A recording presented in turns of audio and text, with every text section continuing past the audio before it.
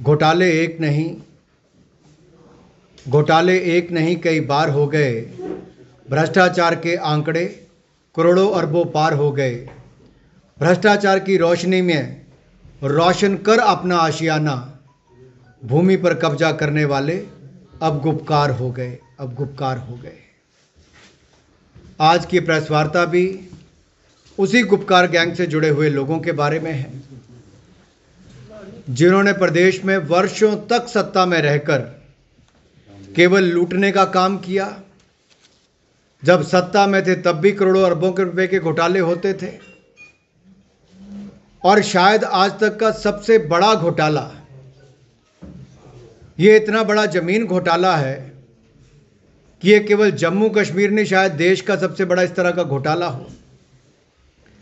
पिछले 30-40 सालों में सरकारी वन जंगलात की भूमि पर कब्जा करने वाले, हड़पने वाले, ये कुछ लोगों की गैंग जो लगातार इस राज्य के संसाधनों को भी लूटते रहे, और जब वहां से भी मन नहीं भरा लूटने से,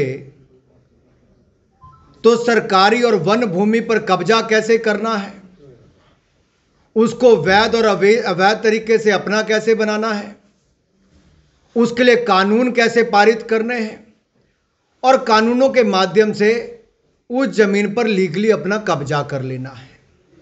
बड़े संयोजित ढंग से जम्मू कश्मीर के राज्यों को वर्षों तक लूटा गया। इसी तरह का एक कानून 2001 में बना, और उस कानून के माध्यम से यह कहा गया कि जिन लोगों का कब्जा सरकारी या वन जमीनों पर है, चारागाह जमीन पर भी है, उनको हक दिया जाए। उसके बदले में जो पैसा जमा होगा वो 1990 की जो रेट है उसके मुताबिक होगा, और जो पैसा इकट्ठा होगा उसकी उस समय लगाया गया कि 25,000 करोड़ रुपए इसकी कीमत होगी। 25,000 करोड़ रुपए की कुल कलेक्शन स्टेट के रेवेन्यू में होगी, और ये 25,000 करोड़ रुपए का एक सोच थी कि इसको बिजली के प्रोजेक्ट में, हाइडल प्रोजेक्ट्स में लगाया जाएगा। आज मेरा प्रश्न यह है कि 2001 में जो स्कीम लेकर आए, उसके बाद कितने हाइडल प्रोजेक्ट यहां पर शुरू हो पाए, कितना पैसा वहां पर उस योजना के अंतर्गत इकट्ठा हुआ।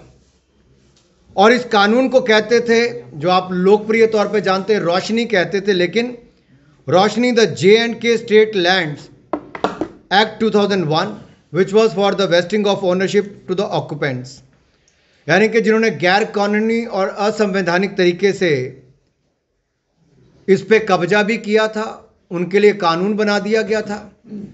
लेकिन हाई कोर्ट की बेंच ने इसको गैर कानूनी और असंवैधानिक करार किया, इस कानून को भी।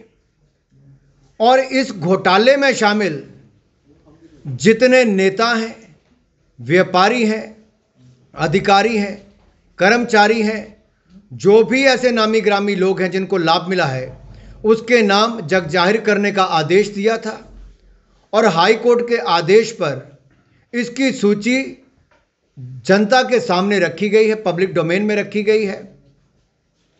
और अब जो खुलासा हुआ है वो मुझे लगता है कुछ ऐसे नेताओं के नाम आए हैं जो अपने आप को बहुत पाक साफ दिखाते थे, बड़ी बड़ी बातें करते थे, लेकिन उन बातों के पीछे केवल अपने घोटालों को छिपाने का काम था।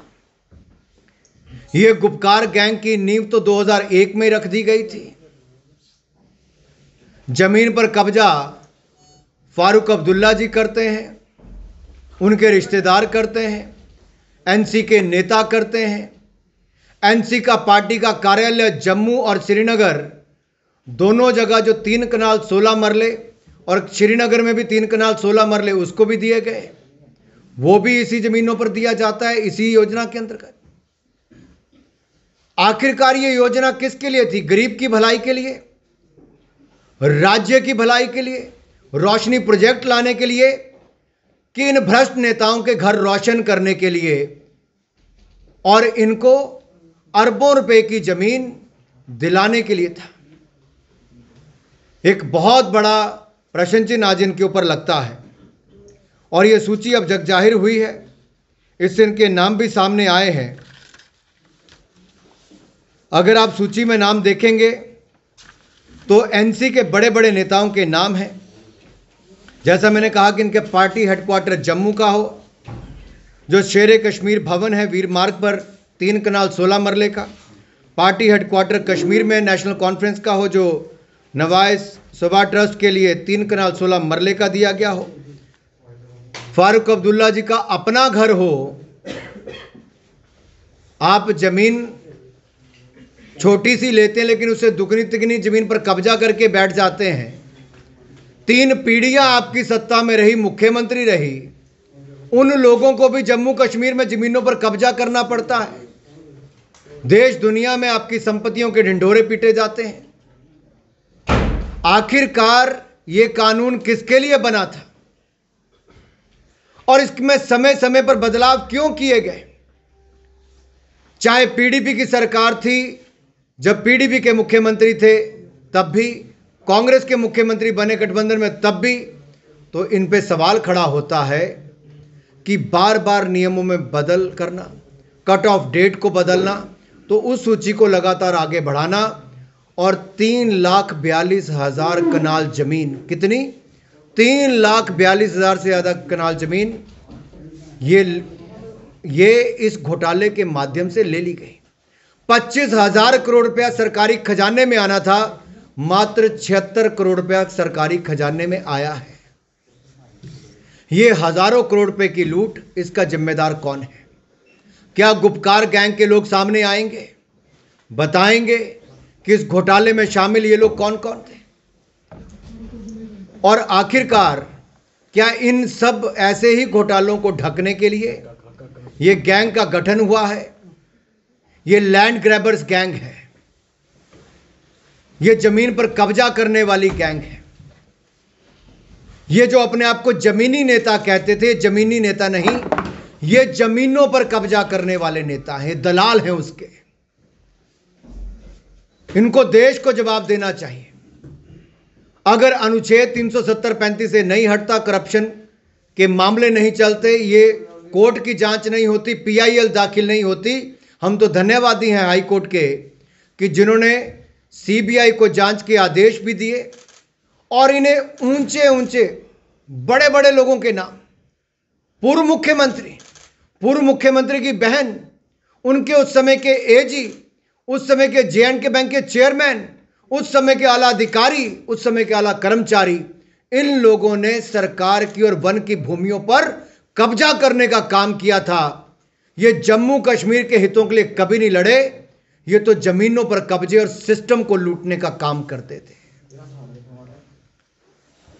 हम धन्यवादी हैं कि इसको सामने रखा गया है और जहां नेशनल कॉन्फ्रेंस थी उसके बड़े नेताओं के नाम आए। पूर्व मंत्री सज्जाद किचलू का नाम आया है, सैयद अखून का नाम आया जो फॉर्मर मिनिस्टर हैं, फारूक अब्दुल्ला जी की बहन श्रीमती सुरैया मट्टू का नाम आया है, असलम गोनी जो पूर्व एजी हैं और इनके बड़े नेता हैं एनसी के, अब शायद कांग्रेस में चले गए हैं। पीडीपी के बड़े नेता हैं, पूर्व में वित्त मंत्री रहे हजीब द्राबू जी, उनके परिवार के लोगों के नाम आए हैं। कांग्रेस भी इसमें पीछे नहीं हटी। जब हम कहते थे गुपकार गैंग का समर्थन कांग्रेस क्यों करती, उसका पार्ट क्यों बनी है, तो पता चला कि अब कई एजेंडे उसके हैं साथ साथ में। माजिद वानी जी हो, के आमला जी हो, वानी जी हो, ये इनके नाम जो आए हैं कांग्रेस के, ये भी, और ऐसी लंबी लिस्ट है जो नेताओं की, अधिकारियों की है जो इस घोटाले से जुड़ी है। इन सभी पार्टियों को, गुपकार गैंग के सदस्यों को, जम्मू कश्मीर और देश की जनता को बताना चाहिए क्या मजबूरी थी कि इन्होंने प्रदेश की जमीनों पर, जंगलात की जमीनों पर, सरकार की जमीनों पर कब्जे किए। इन्होंने कानून बनाकर उसको दुरुपयोग किया, समय समय पर उसका बदलाव उस समय के मुख्यमंत्री सरकारों ने किया, और ये अपने आप को जमीनी नेता कहने वाले जमीनों के और जमीन घोटालों के नेता कैसे बन गए, दलाल कैसे बन गए। इसका जवाब इनको प्रदेश की और देश की जनता को देना ही होगा। ये चंद सवाल मैं मीडिया के मित्रों के माध्यम से छोड़कर जा रहा हूं। अगले कुछ दिनों में कुछ और सवाल जवाब लेकर आएंगे।